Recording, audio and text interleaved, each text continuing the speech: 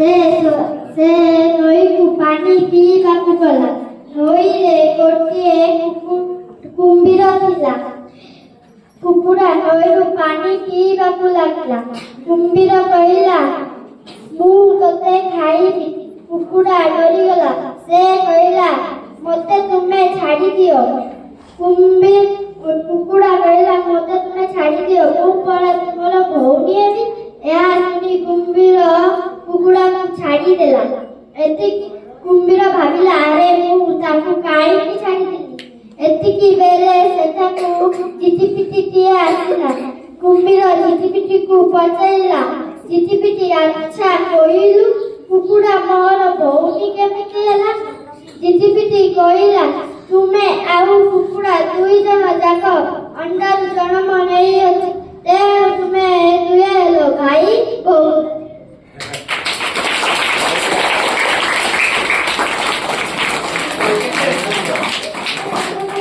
ଗୋଟିଏ ସାପ ରହୁଥିଲା। ସେ ସାପ ପ୍ରତିଦିନ ଶିକାର ପାଇଁ ଜଙ୍ଗଲକୁ ଯାଉଥିଲା। ସାପଟି ପ୍ରତିଦିନ ଶିକାର ପାଇଁ ଜଙ୍ଗଲକୁ ଗଲା ଓ ଆସିକି ଦେଖିଲା ବରଗଛ ଡାଳରେ ଗୋଟିଏ ଚଢ଼େଇଟିଏ ବସା ବାନ୍ଧିଛି। ତା ପାଖରେ ଗୋଟିଏ ଅଣ୍ଡାଟି ଅଛି। ସାପ ରାଗିଗଲା। ପ୍ରତିଦିନ ଚଢ଼େଇଟି ଖାଦ୍ୟ ସଂଗ୍ରହ କରିବା ପାଇଁ ଜଙ୍ଗଲକୁ ଗଲା ଓ ସାପଟି ତାର ସୁଯୋଗ ନେଇ ବସାକୁ ଚଢ଼ି ଅଣ୍ଡାଟିକୁ ଖାଇଦେଲା। ଚଢ଼େଇ ଆସିକି ଏପଟ ସେପଟ ଖୋଜିଲା, ହେଲେ ବି ତା ଅଣ୍ଡାଟିକୁ ମିଳିଲା ନାହିଁ। ସେ ଆଉ ଥରେ ଅଣ୍ଡା ଦେଇ ଖାଦ୍ୟ ସଂଗ୍ରହ କରିବା ପାଇଁ ଜଙ୍ଗଲକୁ ଗଲା ଓ ଆସିକି ଦେଖିଲା ତା ଅଣ୍ଡାଟି ନାହିଁ। ତାର ମୁଣ୍ଡରେ ଗୋଟେ ବୁଦ୍ଧି ବାଜିଲା।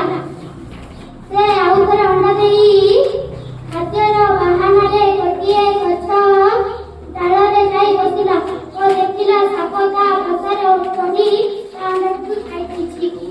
ବରଗଛ ପାଖରେ ଗୋଟିଏ ଆମ୍ବ ଗଛରେ ଗୋଟିଏ ପେଚା ବାସ କରୁଥିଲା। ତା ପାଖରେ ଗୋଟିଏ ଅଣ୍ଡା ବି ଥିଲା। ଚଢ଼େଇଟି ଦେଖିଲା ପେଚାଟି ଖାଦ୍ୟ ସଂଗ୍ରହ କରିବା ପାଇଁ ଜଙ୍ଗଲକୁ ଯାଇଛି। ଚଢ଼େଇ ତାର ସୁଯୋଗ ଧରି ତାର ଅଣ୍ଡାଟିକୁ ସାପ ପାଖରେ ରଖିଦେଲା। ପେଚା ଆସିକି ଦେଖିଲେ ତ ଅଣ୍ଡାଟି ନାହିଁ। ଏପଟ ସେପଟେ ଖୋଜିଲେ, ହେଲେ ବି ତା ଅଣ୍ଡାଟି ମିଳିଲା ନାହିଁ। ହଠାତ୍ ତା ନଜର ଉପରେ ଗଲା। ସାପକୁ ଆକାଶରେ ଉଡ଼େଇ ଧରି ତାକୁ ଆକାଶରୁ ଫିଙ୍ଗିଦେଲା। ସାପଟି ମରିଗଲା। ଏତିକି କହି ମୁଁ ମୋର ଗଳ୍ପ ଶେଷ କରୁଛି।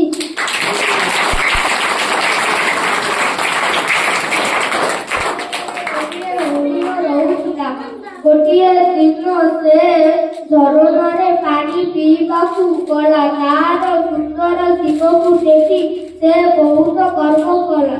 ତାପରେ ସେ ଭାବିଲା, ମୋର ଗୋଡ଼ ଏତେ ପତଳା, ମୋତେ ଭଗବାନ ଏମିତି କାହିଁକି ବନାଇଛନ୍ତି।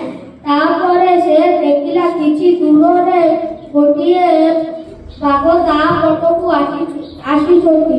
ତାପରେ ସେ ଲାଗିଲା। ସେ ବହୁତ ଜୋରରେ ଦୌଡ଼ିଲା।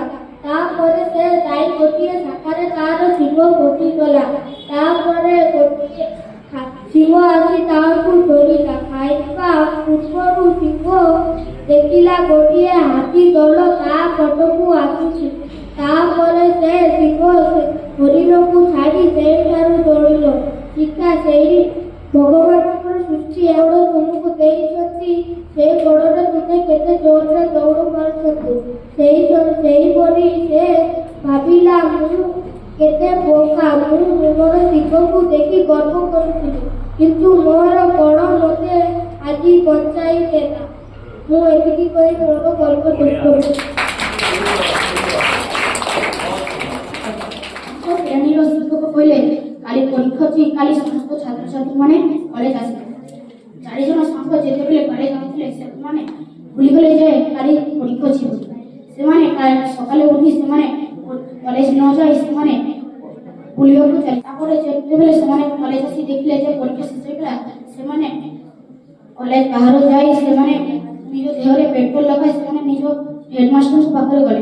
ଯାଇ କହିଲେ, ସାର୍, ଆମେ ଯେତେବେଳେ ଆସିଥିଲୁ ସେତେବେଳେ ଆମର ଚକା ପଙ୍କଚର ହେଇଗଲା, ଗାଡ଼ି ପଙ୍କଚର ହେଇଗଲା। ତାପରେ ତାଙ୍କୁ ହେଡମାଷ୍ଟର କହିଲେ, ତୁମେ 4 ଜଣ ଘରେ ଯାଅ, କାଲି ତୁମର ପରୀକ୍ଷା। 4 ଜଣ ସାଙ୍ଗ ଘରେ ଯାଇ ସେମାନେ ରାତିରେ ପାଠ ପଢ଼ିଲେ। ସକାଳେ କଲେଜ ଆସି ସେମାନେ ତାଙ୍କର ଶ୍ରେଣୀ ଶିକ୍ଷକ କହିଲେ, ତୁମ 4 ଜଣଙ୍କ ପରୀକ୍ଷା ଅଲଗା ଅଲଗା ରୁମ୍ରେ ପରୀକ୍ଷା ସେମାନେ କହିଲେ ହଁ ସାର୍। ତାପରେ ତାଙ୍କ ଯେତେବେଳେ ପରୀକ୍ଷା ପେପର ଦିଆଗଲା ସେଇଠି ଗୋଟିଏ ମାତ୍ର ପ୍ରଶ୍ନ ଉଠିଲା ଯେ ତୁମ ଗାଡ଼ିର କେଉଁ ଚକା ପଛରେ ଥିଲା। 4 ଜଣଙ୍କ ଉତ୍ତର ଅଲଗା ଅଲଗା ଥିଲା ଓ ସେମାନେ ଧରା ପଡ଼ିଗଲେ ଯେ ସେମାନେ ମିଛ କଥା କହୁଥିଲେ। ତାପରେ ତାଙ୍କ ହେଡମାଷ୍ଟର ତାଙ୍କୁ ଗାଳି ଦେଲେ ଏବଂ ପରୀକ୍ଷାରେ ଫେଲ୍ କରେଇଲେ। ଏହି ଖବରରୁ ଆମେ କୌଣସି ଘୃଣା ଯେ କେବେ ବି ମିଛ କଥା କହିନାହିଁ, ସବୁବେଳେ ସତ କଥା କହିଥାଉ।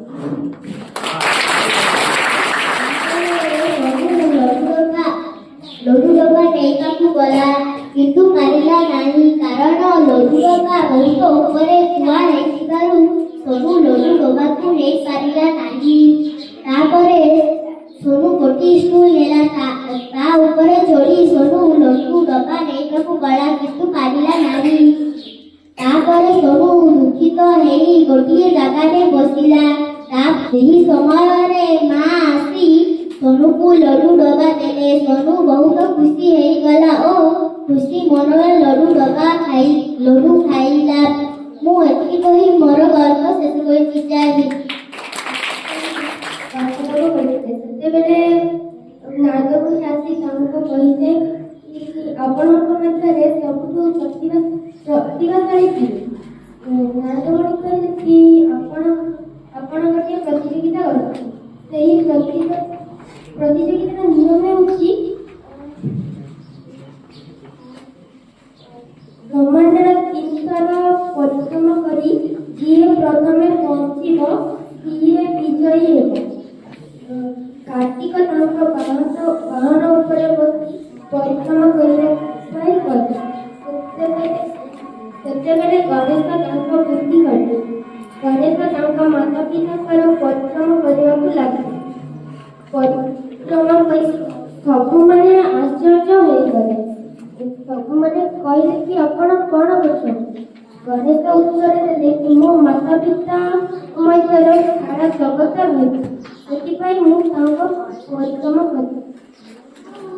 ପାଣି ପିଇବାକୁ ଲାଗିଲା। ସେ ପୋଖରୀ ପଦାରେ ପଡ଼ିଗଲା। ବିଲେଇ ଆସି କହିଲା ମୁଁ ତତେ ଖାଇବି। ଚଢ଼େଇ କହିଲା ମତେ ବଞ୍ଚାଅ। ଚଢ଼େଇକୁ ବଞ୍ଚାଇଲା ପରେ ଚଢ଼େଇ କହିଲା ମୁଁ ଭିଜା ଅଛି, ଶୁଖିବାକୁ ଦିଅ। ବିଲେଇ କହିଲା ହଁ, ଶୁଖିଲା ପରେ ମୁଁ ତତେ ଖାଇବି। ଶୁଖି ସିଏ ବିଲୁଆ ଶୋଇ ପଡ଼ିଲା ଆଉ ଚଢ଼େଇ ଗଲା ଉଡ଼ି।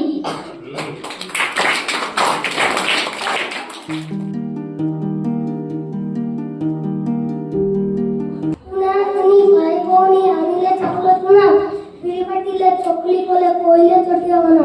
କବାଟ ଖୋଲି କହିଲେ ନା ପାଖକୁ ଆସ, ଚକୁଳି ଚିନି ଚଟଣି ଖାଇ ଚୌକି ଉପରେ ବସ।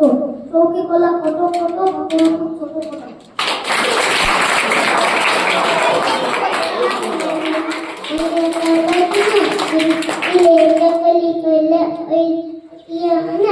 କବାଟ ଖୋଲି ନା କିପରି ବସ, ଚୌକି ଦେଲା ଫଟୋ ମାମା ଚାପି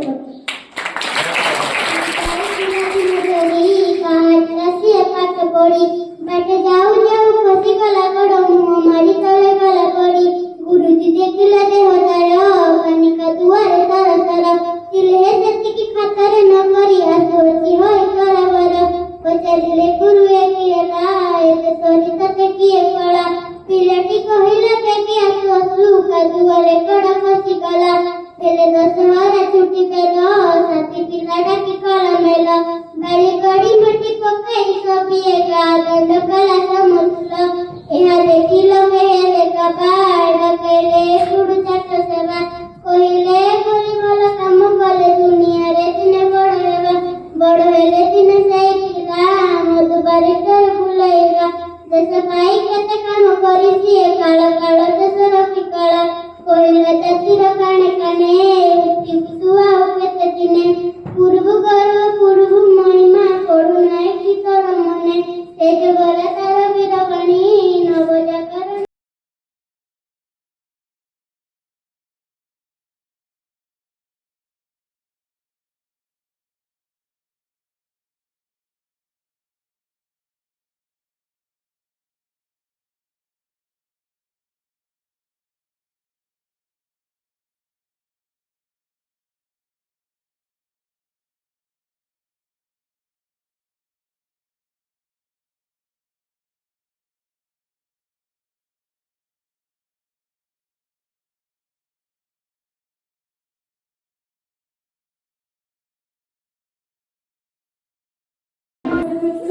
ଗଣତାନ୍ତ୍ରିକ ସାଧାରଣ ରୂପେ ଗଠନ କରିବା ପାଇଁ ଦୃଢ